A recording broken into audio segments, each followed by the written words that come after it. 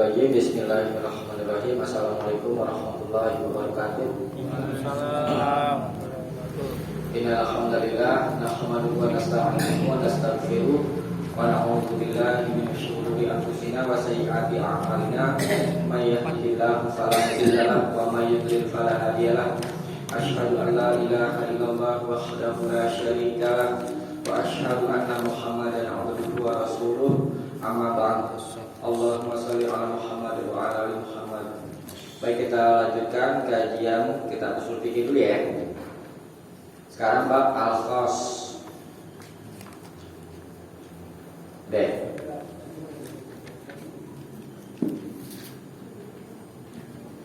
Yang lalu sudah kita pelajari bab al-am. Al-am lawannya al-khas.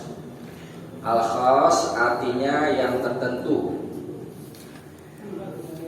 Maksudnya perkataan atau susunan yang mengecualikan isi bagian umum. Ulangi, al-khas artinya yang tertentu.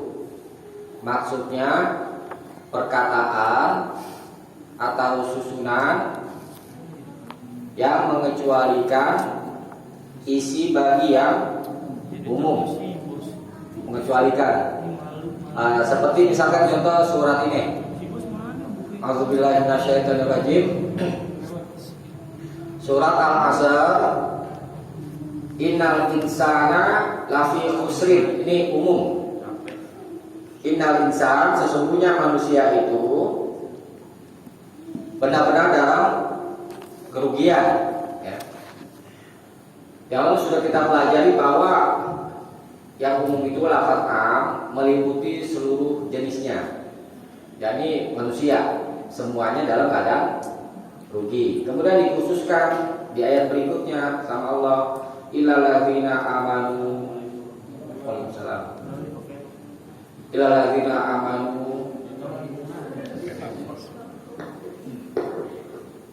Bila lagi aman, kecuali orang-orang yang beriman wa amilus sholihat, dan yang beramal soleh, wa tawassaw bil haq wa tawassaw bis sabr, saling menasihati di dalam kebenaran dan saling menasihati dalam kesabaran. Nah, 4 golongan yang memiliki sifat 4 ini itu dikeluarkan oleh Allah dari keumuman yang di atas. Jadi keumumannya kan adalah semua manusia dalam keadaan rugi kecuali yang 4 golongan ini. Itu dikhususkan. Sesudah dikecualikan maka maknanya khusus. Selain orang-orang yang beriman, beramal soleh dan seterusnya, itu tetap kepada keumumannya, yakni dalam keadaan rugi. Yang dikhususkan hanya 4 golongan itu. Orang yang beramal, yang beriman, beramal soleh dan seterusnya. Itu makna khusus. Perkataan atau susunan yang mengecualikan atau mengeluarkan dari lafaz yang umum. Itu pengertian khas. Nah, tentang khas ini ada beberapa pembicaraan dan kaidah. Pertama, mukhassis. Ini mukhassis artinya yang mengkhususkan. Mukhassis itu ada 2. Ada yang bersambung. Bersambung diistilahkan dengan muttasil. Muttasil itu bersambung. Nah, mukhassis itu ada yang muttasil, yakni bersambung. Nah, saya terangkan dulu yang maksud dengan muttasil atau bersambung itu, lafaz khasnya, lafaz khususnya itu bersambung dengan lafaz umumnya di dalam satu kalimat. Itu yang maksud dengan muttasil. Lafaz khasnya menjadi satu dengan lafaz amnya. Tuh, ya. Seperti wala taqtulun nafsal lati haramallahu illa bil haqq. Itu sudah kita bawahi. Lafaz amnya yaitu wala taqtulu, dan janganlah kamu membunuh an-nafsa, jiwa, allati yang haramallah, yang Allah haramkan. Ini umum. Jiwa yang mana saja itu tidak boleh dibunuh. Mencakup kisos juga mencakup. karena umum sifatnya. Itu tidak boleh kita membunuh jiwa satupun. Ini dikecualikan sama Allah illa bil haqq, kecuali dengan jalan yang benar, dengan cara yang benar. Yakni misalkan kisos itu ya, itu dikecualikan. Jadi membunuh dibolehkan kalau sesuai dengan syariat itu ya, yang boleh yang dibenarkan oleh syariat. Yang tidak dibenarkan oleh syariat kembali kepada keumuman itu. Yani wala taqulu nafsal lati haram Allah. Nah itu, jadi yang maksud dengan mutasil, lafaz khosnya dengan lafaz amnya menjadi satu di dalam kalimat. B. Anil khosis, yang khususkan, ada yang terpisah. Yang terpisah itu disebut munfasil. Munfasil artinya yang terpisah. Seperti yang terpisah tidak menjadi satu di dalam kalimat. Nih, contohnya surat Al-Baqarah ayat 29. Huwallazi khalaqalakum. Dialah Allah zat yang khalaqalakum, telah menciptakan lakum untukmu ma. Apa saja? Ini sudah kita bahas lafaz ma, termasuk lafaz yang umum. Ma fil ardi, apa saja yang ada di bumi. Jami'an, semuanya. Nah, itu. Jadi apa saja yang ada di bumi itu semuanya halal hukum asalnya, karena lafaznya am. Nah, kemudian dikhususkan oleh Allah di surat An-Nahl ayat 115. Khos innama hanyalah harama alaikumul maitata, dia telah mengharamkan atasmu al maitata, bangkai, wadama, dan darah, maksud darah yang mengalir, walahmal khinzir, dan daging babi, wa ma uhilla li ghairillahi bih, dan apa saja yang disembelih untuk selain Allah. Nah, ini dikhususkan oleh Allah. Yang sudah dikhususkan itu di sini adalah haram. Yang tidak dikhususkan kembali kepada keumuman, yakni boleh al aslu fil asya al ibaha, hukum pokok pada tiap-tiap sesuatu yang berhubungan dengan keduniaan, hukum asalnya mubah berdasarkan ayat 29 surat Al-Baqarah. Ini terpisah, tidak menjadi satu di dalam kalimat. Diistilahkan dengan mukhasis munfasil, yang mengkhususkan yang terpisah. Yang kedua, kata-kata yang menunjukkan, ini kaidah yang kedua, kata-kata yang menunjukkan khos muttasil. Jadi ada tanda-tandanya. Ini lafaz khos, ini lafaz am, ya. Di sini kita sedang membahas yang khos, kata-kata yang menunjukkan khos muttasil. Pertama nih, illa, kalau kita temukan di dalam Al-Quran atau hadis, kalau menemukan lafaz illa, maka ini termasuk lafaz khos gitu.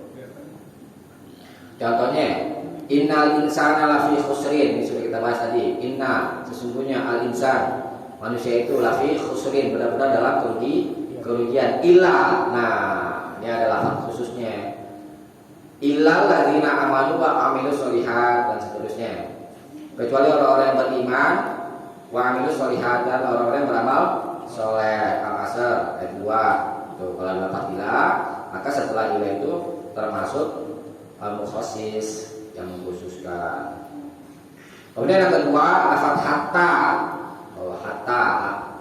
Illa artinya tadi kecuali, hatta artinya sehingga atau sampai.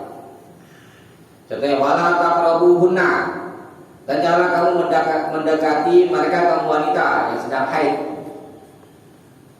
Tidak boleh didekati, maksudnya dicampuri, ya. Bukan dokter. Istrinya nggak boleh ya? Istrinya nggak boleh. Iya, nggak boleh campuri. Wala taqrabuhunna. Janganlah kamu mendekatinya, mencampurinya maksudnya. Hatta yatahurun, sampai mereka suci. Kalau sudah suci baru boleh. Kalau belum suci ya jangan. Nah, itu. Jadi lafaz hatta itu termasuk lafaz yang menunjukkan pengkhusus Ya. Kemudian ilah artinya sampai, sama seperti hatta, sampai. Summa atimu siyama ila lail. Summa kemudian atimu sempurnakanlah asyam puasa ila lail sampai malam. Tuh. Jadi boleh berbuka kalau sudah masuk waktu malam. Ya. Surat Al-Baqarah. Ini di awal malam maksudnya ya. Itu maghrib. Al-Baqarah ayat 187. Berikutnya sifat, ya. Ini memang sebagai bahasa Arab, nggak apa-apa ya, ingat-ingat aja. Sifat, contohnya, famimma malakat aimanukum min fatayatikumul mu'minat. Famimma maka mimma diantara apa yang malakat memiliki aimanukum, tangan-tangan kananmu. Itu kalau diarti, maksudnya dari hamba sahaya yang kamu miliki. Min fatayatikum, dari fatayatikum, mereka hamba sahaya kamu, al mukminat yang beriman. Ini fatayatikum, ini fatayatikum budak-budak perempuan, mau budak kafir atau beriman. Kemudian fatayatikum ini diberi sifat. Sifatnya itu al-mukminat yang beriman. Betul. Ini al-mukminat, lafaz al-mukminat ini sifat kalau dalam bahasa Arab. Jadi ini masuk bab naat manqut. Kalau yang sudah belajar ini nahwu itu bab naat manqut. Kalau ada naat sifat, maka dia termasuk pengkhusus. Misalkan contoh bahasa Indonesia gini nih. Temanilah seorang laki-laki. Itu umum ya. Siapa saja laki-laki boleh kita temani. Kemudian dikasih sifat tuh laki-laki itu, temanilah laki-laki yang solih misalnya. Khusus berarti yang boleh kamu temani adalah laki-laki yang soleh. Nah itu sifat. Jadi sifat termasuk khusus. Kemudian badal ganti. Walillahi 'alan nasi, dan bagi Allah 'alan nas, kewajiban atas manusia hijjul baiti, berhaji ke Baitullah. Bidalil haji, wajib berhaji. Seluruh manusia itu lafaz an-nas, seluruh manusia diwajibkan berhaji ke Baitullah, Ka'bah. Ini badalnya itu. Badal itu mengganti lafaz yang umum yang sebelumnya. Yani man istata'a ilaihi sabila. Yani man siapa saja yang istata'a yang mampu ilaihi kesana sabila, yang mampu berjalan ke sana, berbekal, maksudnya berbekal harta dan kendaraan. Lafaz man istata'a siapa saja yang mampu ini badal, ganti dari lafaz an-nas yang umum, ya. Kemudian hal wala tamshi fil ardi, janganlah tamshi kamu berjalan fil ardi di muka bumi. Umum tuh. Jangan kamu berjalan di muka bumi, enggak berjalan. Marohan, dalam keadaan sombong. Surat Al-Isra ayat 37. Yang tidak boleh kamu berjalan itu adalah dalam keadaan sombong. Ini maksudnya ya jangan kamu sombong di muka bumi. Nah itu ingat-ingat aja, mesti belajar bahasa Arab ya. 3. Macam-macam khos munfasil. 1. Ayat yang umum dikhususkan oleh ayat lain. Ayatnya terpisah. Jadi khos munfasil itu macamnya adalah ayat yang umum dikhususkan dengan ayat yang khusus. gitu. Seperti surat Al-Baqarah ayat 29 yang tadi itu, ayat 29 dikecualikan oleh An-Nahl ayat 115 yang tadi. Waladzi khalaqalakum ma fil ardi jami'an, dikecualikan dengan inna ma harrama 'alaikumul maitata wad dama wa lahmal khinzir wa ma uhilla li ghairillahi bih. Ini ayat 29 surat Al-Baqarah dikhususkan lagi dengan ayat Al-Qur'an juga. Gitu. Ya, surat An-Nahl. Jadi macam khas mufasil, ada yang ayat dikhususkan dengan ayat. Dan kedua, ayat yang umum dikhususkan oleh hadis. Kalau ada ayat lafaz umum, kemudian kita temukan di dalam hadis lafaznya khusus. Ini termasuk macam khas mufasil seperti yusikumullahu fi auladikum lidzakari mithlu hadzil unsayain. Yusikumullah, Allah telah mewasiatkan kepadamu, maksudnya mewajibkan, fi auladikum, pada anak-anakmu atau tentang anak-anakmu. Ini tentang pembagian waris. Lidzakari, untuk seorang laki-laki, mithlu hadzil unsayain, laki-laki bagiannya itu seperti dua orang perempuan. Ya, betul ya, tambah 20.000 ya.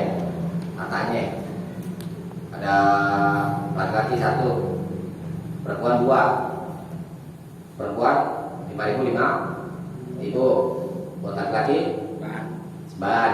Betul kalau gitu. Auladikum, anak-anakmu baik yang kafir ataupun yang mukmin atau muslim. Kemudian dikhususkan oleh hadis la yarisul muslimul kafiru, orang muslim itu tidak boleh mewarisi orang kafir. Wala kafirul muslimah, dan tidak pula orang kafir mewarisi orang muslim. Dikhususkan oleh hadis. Jadi kalau bapaknya belum masuk Islam, punya harta warisan, anaknya beriman, anaknya nggak dapat. Berdasarkan hadis ini. Begitu juga sebaliknya, bapaknya beriman, anaknya kafir, nggak dapat harta warisan. Ya. Nah, ini ayat yang umum dikhususkan oleh hadis. Kemudian yang ketiga, macam khas mufasil, hadis yang umum dikhususkan oleh hadis lain, hadis dengan hadis. Ya. Seperti la sholata liman lam yaqra bi fatihatil kitab. La, tidak ada sholat, tidak sah, ya, sholat liman lam yaqra, bagi siapa saja yang tidak membaca bi fatihatil kitab. Al-Fatihah, surat Al-Fatihah. Jadi di dalam Al-Fatihah wajib membaca surat Al-Fatihah, di antara dalilnya ini. Ya. Kemudian bagaimana kalau imam baca Al-Fatihah, makmum bagaimana? Kalau berdasarkan hadis ini, imam baca Al-Fatihah kita sudah baca juga berdasarkan hadis ini, karena Al-Fatihah kan umum. Mesti kita baca, ya kan? Baca Al-Fatihah setelah apa? Setelah baca ta'awud. Nah, kemudian dikhususkan oleh hadis riwayat Ahmad ini, innama, hanyalah ju'ilal imamu, imam itu dijadikan liyutamma bih, supaya dia diikuti. Iza kabbaro, apabila imam bertakbir, apabila telah bertakbir, ya, fakabbiru, maka bertakbirlah kalian. Jadi bertakbir tunggu imamnya dulu selesai. Allahu Akbar, nggak boleh barengin. Kalau makmum itu di belakang ada yang nggak boleh bareng. Ya. Setelah selesai takbir baru makmum takbir.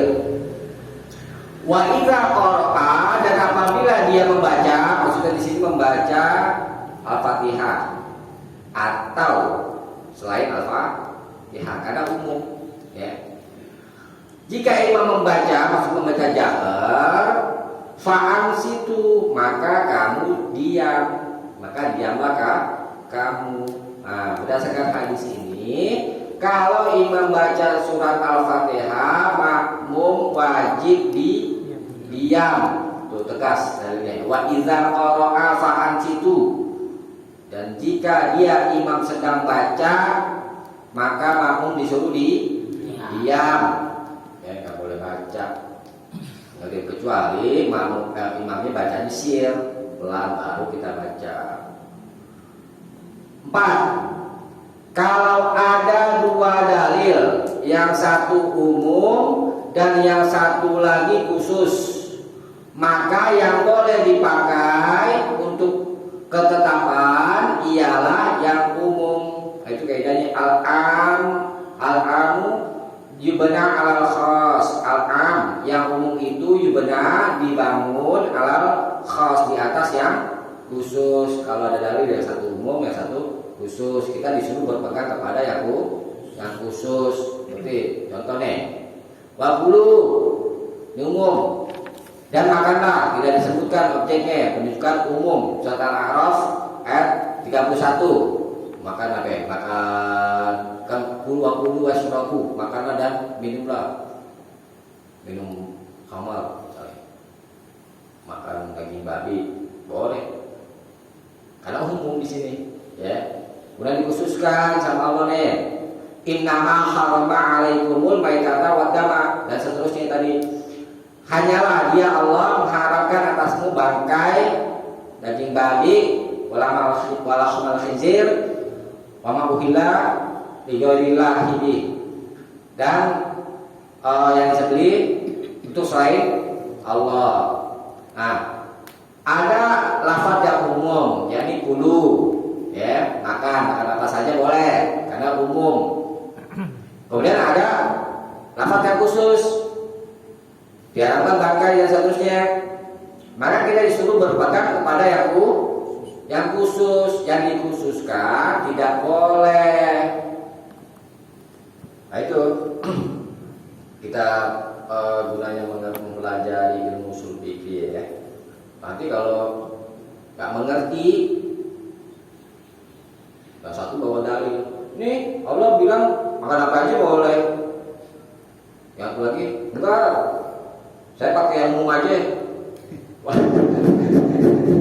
Ya begitu nanti jadinya, karena kan nggak mengerti cara mendudukannya, gitu. Yang satu bawa dalil yang khusus, juga yang diharamkan tuh pakai dan seterusnya itu haram makanan itu. Enggak, saya pakai yang umum aja. Kalau misalnya nggak ngerti mendudukan masalah hukum, gitu. Nah kita kalau menemukan dalil yang satu umum, yang satu khusus, maka kita disuruh berpegang kepada yang khusus. Yang dikhususkan apa? Di sini kan ada 4, ya kan?